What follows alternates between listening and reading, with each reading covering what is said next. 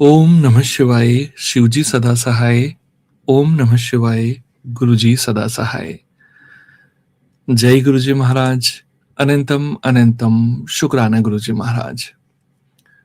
श्री शिव महापुराण वायवीय संहिता उत्तरखंड अध्याय 5। उपमन्यु कहते हैं, यदुनंदन, यह चराचर जगत देवाधिदेव महादेव जी का स्वरूप है, परंतु पशु अर्थात जीव भारी पाश से बंधे होने के कारण जगत को इस रूप में नहीं जानते।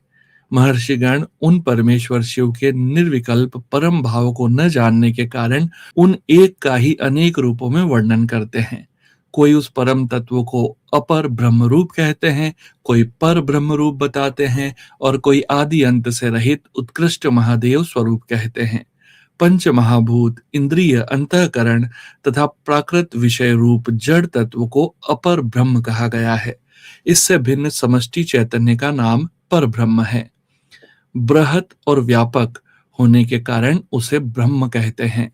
प्रभो, वेदों एवं ब्रह्मा जी के अधिपति पर ब्रह्म परमात्मा शिव के वे पर और अपर दो रूप हैं। कुछ लोग महेश्वर शिव को विद्या विद्या स्वरूपी कहते हैं। इनमें विद्या चेतना है और अविद्या अचेतना। यह विद्या विद्या रूप विश्व जगत गुरु भगवान शिव का रूप ही है, इसमें संदेह नहीं है, क्योंकि विश्व उनके वश में है। भ्रांति, विद्या तथा पराविद्या या परम तत्व ये शिव के तीन उत्कृष्ट रूप माने गए हैं।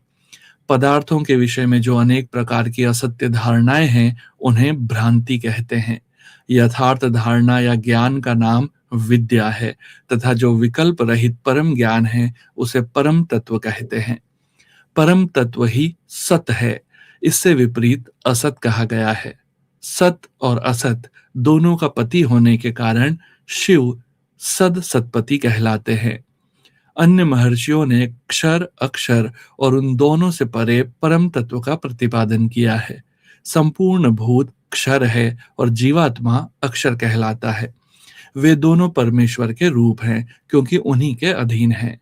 शांत स्वरूप शिव उन दोनों से परे हैं, इसलिए क्षराक्षर पर कहे गए हैं। कुछ महर्षि परम कारण रूप शिव को समष्टि व्यष्टि स्वरूप तथा समष्टि और व्यष्टि का कारण कहते हैं। अव्यक्त को समष्टि कहते हैं और व्यक्त को व्यष्टि कहते हैं। वे दोनों परमेश्वर शिव के रूप हैं, क्योंकि उन्हीं की इच्छा से प्रवृत्त होते हैं। उन दोनों के कारण रूप से स्थित भगवान शिव परम कारण हैं। अतः कारणार्थ वेत्ता ज्ञानी पुरुष उन्हें समष्टि व्यष्टि का कारण बताते हैं। कुछ लोग परमेश्वर को जाति व्यक्ति स्वरूप कहते हैं। जिसका शरीर में भी अनुवर्तन हो, वह जाति कही गई है। शरीर की जाति के आश्रित रहने वाली जो व्यावृत्ति है, जिसके द्वारा जाति भावना का आच्छादन और व्यक्तिक भावना का प्रकाशन होता है, उसका नाम व्यक्ति है। जाति और व्यक्ति दोनों ही भगवान शिव की आज्ञा से परिपालित हैं। अतः उन महादेव जी को जाति व्यक्ति स्वरूप कहा गया है। कोई कोई शिव को प्रधान, पुरुष, व्यक्त और काल रूप कहते हैं। प्रकृति का ही नाम प्रधान है। जीवात्मा को ही क्षेत्रज्ञ कहते हैं। 23 तत्वों को मनीषी पुरुषों ने व्यक्त कहा है और जो कार्य प्रपंच के परिणाम का एकमात्र कारण है, उसका नाम काल है। भगवान शिव इन सब के ईश्वर, पालक, धारणकर्ता, प्रवर्तक, निवर्तक और आविर्भाव और तिरोभाव के एकमात्र हेतु हैं। वे स्वयं प्रकाश एवं अजन्मा हैं, इसलिए उन महेश्वर को प्रधान, पुरुष, व्यक्त और काल रूप कहा गया है। कारण, नेता, अधिपति और धाता बताया गया है। कुछ लोग महेश्वर को विराट और हिरण्यगर्भ रूप बताते हैं, जो संपूर्ण लोकों की सृष्टि के हेतु हैं। उनका नाम हिरण्यगर्भ है और विश्व रूप को विराट कहते हैं। ज्ञानी पुरुष भगवान शिव को अंतर्यामी और परम पुरुष कहते हैं। दूसरे लोग उन्हें प्राज्ञ, तेजस और विश्व रूप बताते हैं। कोई उन्हें तुरीय रूप मानते हैं और कोई सौम्य रूप। कितने ही विद्वानों का कथन है कि वे ही माता, मान, मेय और मीति रूप हैं। अन्य लोग कर्ता, क्रिया, कार्य, कारण और कारण रूप कहते हैं। दूसरे ज्ञानी उन्हें जागृत, स्वप्न और सुषुप्ति रूप बताते हैं। कोई भगवान शिव को तुरीय रूप कहते हैं तो कोई तुरीयातीत। कोई निर्गुण बताते हैं, कोई सगुण, कोई संसारी कहते हैं, कोई असंसारी, कोई स्वतंत्र मानते हैं, कोई अस्वतंत्र, कोई उन्हें घोर समझते हैं, कोई सौम्य, कोई रागवान कहते हैं, कोई वितराग, कोई निष्क्रिय बताते हैं, कोई सक्रिय। किन्हीं के कथनानुसार वे निरिंद्रिय हैं, तो किन्हीं के मत में सेंद्रिय हैं।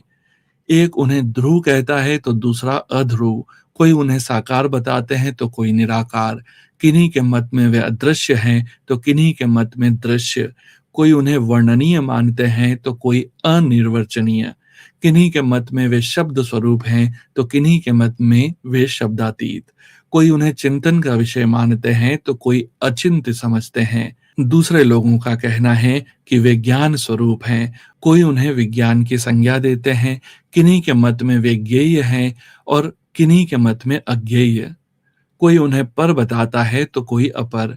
इस तरह उनके विषय में नाना प्रकार की कल्पनाएं होती हैं। इन नाना प्रतीतियों के कारण मुनिजन उन परमेश्वर के यथार्थ स्वरूप का निश्चय नहीं कर पाते। जो सर्वभाव से उन परमेश्वर की शरण में आ गए हैं, वे ही उन परम कारण शिव को बिना यत्न के ही जान पाते हैं। जब तक पशु अर्थात जीव, जिनका दूसरा कोई ईश्वर नहीं है, उन सर्वेश्वर सर्वज्ञ पुराण पुरुष तथा तीनों लोकों के शासक शिव को नहीं देखता, तब तक वह पाशों से बद्ध हो इस दुखमय संसार चक्र में गाड़ी के पहिए की नीमी के समान घूमता रहता है। जब यह दृष्टा जीवात्मा सबके शासक ब्रह्मा के भी आदि कारण संपूर्ण जगत के रचयिता स्वर्णोपम दिव्य प्रकाश स्वरूप परम पुरुष का साक्षात्कार कर लेता है, तब पुण्य और पाप दोनों को भली भांति हटाकर निर्मल हुआ वह ज्ञानी महात्मा सर्वोत्तम समता को प्राप्त कर लेता है। श्री शिव महापुराण वायवीय संहिता उत्तरखंड अध्याय 5 संपूर्ण। ओम नमः शिवाय। शिवजी सदा सहाय। ओम नमः शिवाय। गुरुजी सदा सहाय।